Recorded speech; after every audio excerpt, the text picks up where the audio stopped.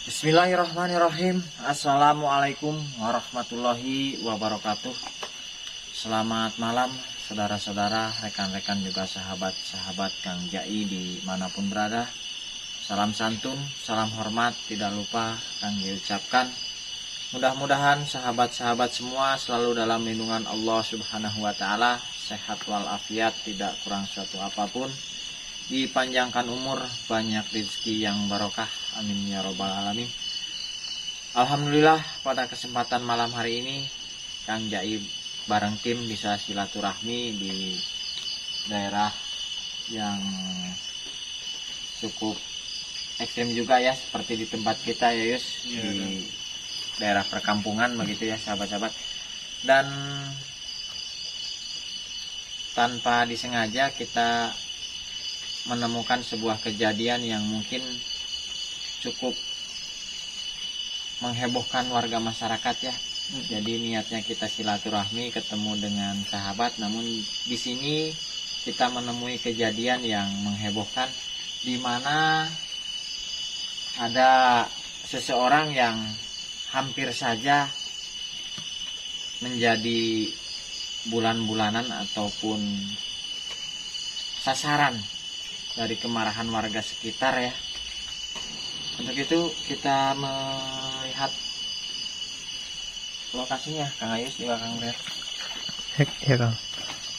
Ini tempatnya merupakan balai pertemuan ya, yang biasa dilakukan di daerah ini mungkin, atau kalau di daerah kita balai dusun.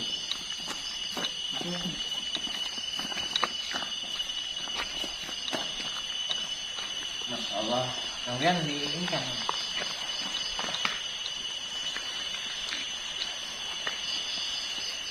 terus masuk duluan nih. Iya kan. Ini tuh.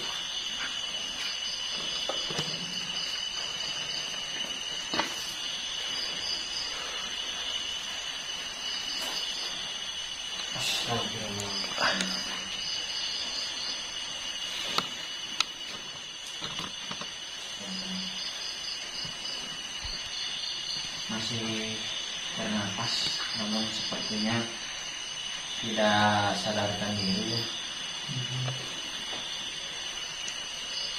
Nah, coba diperiksa guys, barangkali di sekitar ini apa badannya ada luka memar atau gimana.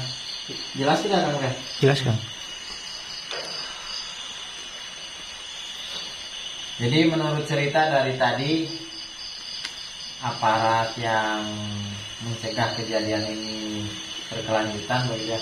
Jadi si bapak ini tertangkap saat sedang mencuri beras ya.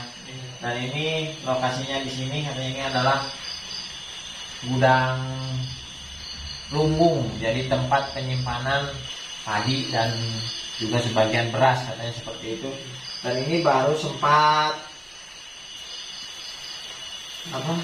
ini barang bukti, jadi baru sempat mengambil beberapa kilogram beras, namun sudah ketahuan benar beras ini, dan akhirnya ditangkap. Kemudian mungkin ada provokasi dari sebagian orang sehingga sempat dipukuli begitu ya. Tadi sudah dicek belum Yus kondisi badannya? Sudah sih Kang, tapi sudah ada memar sih Kang. Ada memar ya? Oh ini di bagian ini nih. Ini di bagian sini nih. Ini kayak hantaman benda tumpul, Masya Allah. Oke, mohon maaf. Ini Bapak pengurus ya, biar saya yang bertanggung jawab. Bisa dilepaskan saja Yus ikatannya, karena kalau menurut saya ini kurang manusiawi lah ini seperti itu. Biar nanti saya bertanggung jawab.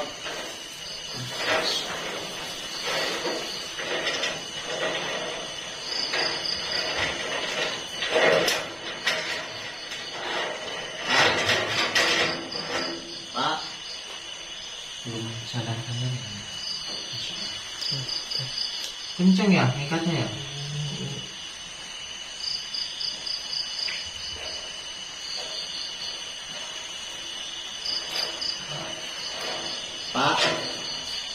Pak, saya takutnya apa terjadi sesuatu yang tidak kita inginkan.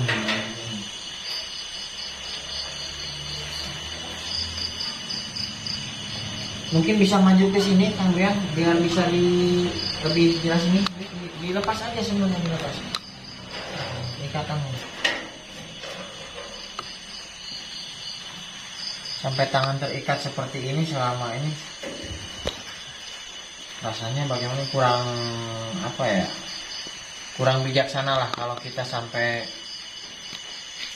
memperlakukan orang tua seperti ini, walaupun pada kenyataannya bapak ini adalah bisa disebutkan seorang pencuri ya. Namun paling tidak rasa kemanusiaan kita itu juga harus ada, bijaksana begitu ya. Apalagi ini mencuri beras dalam mungkin situasi yang memaksa bapak ini untuk melakukan perbuatan seperti itu ya. Astagfirullah.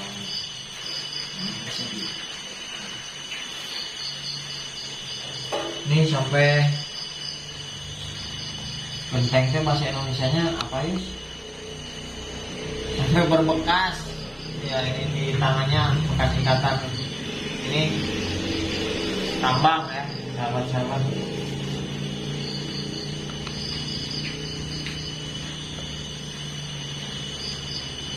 Tapi alhamdulillah masih dalam kondisi bernapas sih. Dan kayaknya mulai. Assalamualaikum Pak. Ya sudah mulai sadar kalian, sudah mulai sadar. Alhamdulillah.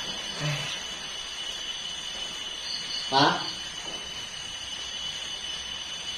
mungkin perlu beberapa saat ya begini. Oke, saya langsung saja akan cari informasi terkait ini. Barangkali kita tahu latar belakangnya mengapa bapak ini sampai berbuat seperti ini begitu ya. Iya Kang. Pak,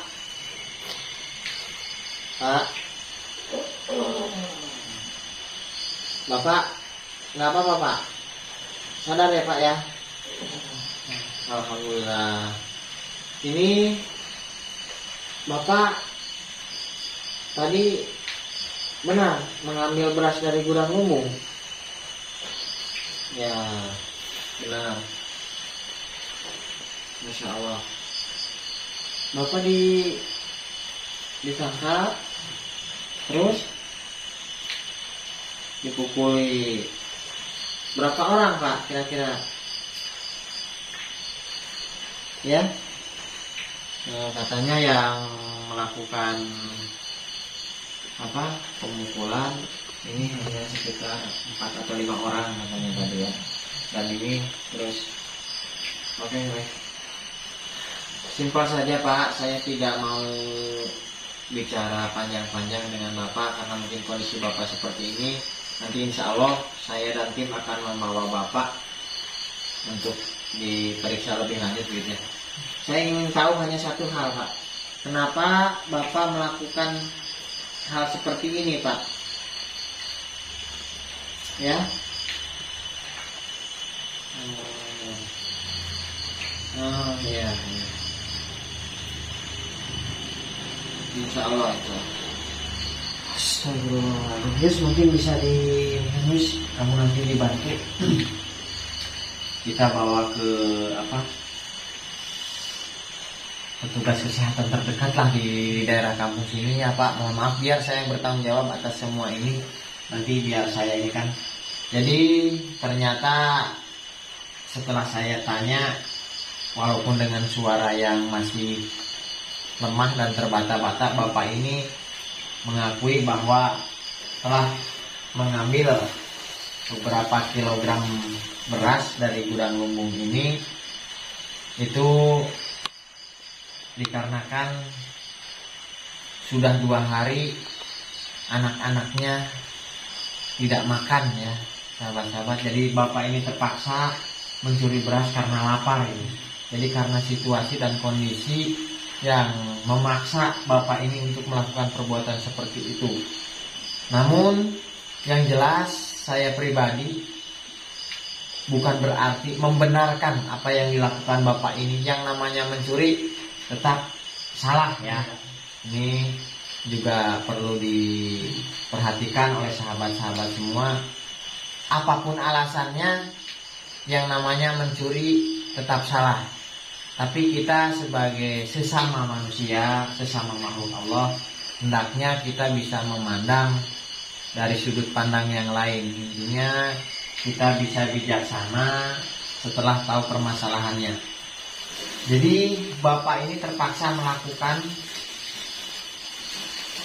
tindakan seperti ini, yaitu mencuri beras, Masya Allah, karena anak istrinya kelaparan di rumah ya sudah 2 hari tidak makan ya. Karena lapar sahabat-sahabat, karena lapar. Apakah kita tega sebagai sesama manusia melakukan tindakan seperti ini? Ini sudah tidak manusiawi ya Yus, kalau menurut kita. Begini sajalah simpelnya. Saya ambil contoh satu. Bapak ini mencuri karena lapar. Coba sahabat-sahabat semua bayangkan berapa jumlah uang yang dicuri oleh para koruptor, para pejabat-pejabat korup yang ada di negara kita ini. Mohon maaf saya jadi agak sedikit terbawa emosi ya kalau ingat perbandingannya begitu ya. Sedangkan para pejabat mencuri uang negara yang jumlahnya kalau dibandingkan dengan beras mungkin sama sekali antara bumi dan langit lah ya. Misalkan kalau uang itu hasil korupsi dibelikan beras, berapa juta ton yang bisa dihasilkan dari uang hasil korupsi untuk membeli beras kalau dibandingkan. Tapi mereka Masya Allah tidak seimbang lah ya. Mereka yang berdasi mencuri di penjara saja pun tempatnya lebih nyaman. Saya yakin dengan kondisi bapak ini melakukan hal ini karena terpaksa demi anak-anaknya ya, demi untuk kelangsungan hidup. Sekali lagi saya mohon kepada warga masyarakat sini untuk bisa bijaksana. Ya, saya sih tidak membenarkan tindakan pencurian tadi ya. Apapun alasannya, yang namanya mencuri tetap salah. Namun kita bisa pandang dari sudut yang lain. Mudah-mudahan bapak ini bisa bertobat, tidak lagi melakukan hal-hal seperti ini. Karena saya yakin ini hanya karena keterpaksaan ya. Iya. Nah, untuk itu biar saya yang bertanggung jawab. Ini jangan dilanjutkan ke pihak yang berwajib kalau menurut saya. Cukup kita kekeluargaan saja, biar nanti tim saya mengganti. Kalau memang ini karena barangnya pun masih ada di sini, kalaupun harus diganti misalkan dengan uang, ini beras akan saya beli, akan saya berikan kepada bapak ini, dan sekaligus kita akan melihat kondisi keluarganya seperti apa begitu ya. Mungkin itu saja Kang Ayus juga Kang Bian, ini sebagai renungan kita, sebagai pembelajaran bagi kita ya. Pada dasarnya yang namanya mencuri, walaupun dengan alasan apapun, itu tindakan yang tidak benar. Namun kita sebagai sesama manusia, sebagai sesama makhluk Allah, hendaknya kita bisa menilai dari sudut pandang yang lain ya. Jadi sebelum melakukan sesuatu, karena apapun itu yang namanya tindakan main hakim sendiri pun itu tidak benar ya. Kalaupun memang tertangkap, ya hendaknya kita serahkan ke yang berwajib. Tidak harus seperti ini ya. Tindakan main hakim sendiri saya pun mengecam keras ya. Intinya seperti itu sahabat-sahabat. Mungkin saya mohon maaf kepada warga masyarakat sini, bukan berarti saya melakukan pembelaan terhadap seorang pencuri, tidak. Saya pun menyalahkan tindakan yang dilakukan bapak ini. Namun tidak ada salahnya kita bisa lebih bijaksana. Bandingkan saja saya tadi, pencuri-pencuri yang berdasi, mereka tinggal di penjara yang lebih nyaman, apalagi ini seperti ini sampai diikat di tiang seperti ini ya. Oke, sahabat-sahabat juga rekan-rekan Kang Jai dimanapun berada, mungkin itu yang bisa Kang Jai sampaikan. Kurang lebihnya Kang Jai mohon maaf apabila ada tutur kata yang kurang berkenan di hati sahabat-sahabat semua. Dan Kang Jai berharap jadikan kejadian ini sebagai pesan untuk sahabat-sahabat semua, jadi tidak hanya sekedar menjadi tontonan, tapi juga menjadi tuntunan agar kita dalam kehidupan sehari-hari bisa lebih baik lagi. Mungkin seperti itu ya, Kang Yus, Kang Pian. Iya Kang. Kebenaran hanya milik Allah Subhanahu wa Ta'ala. Billahi taufiq wal hidayah. Wassalamualaikum warahmatullahi wabarakatuh.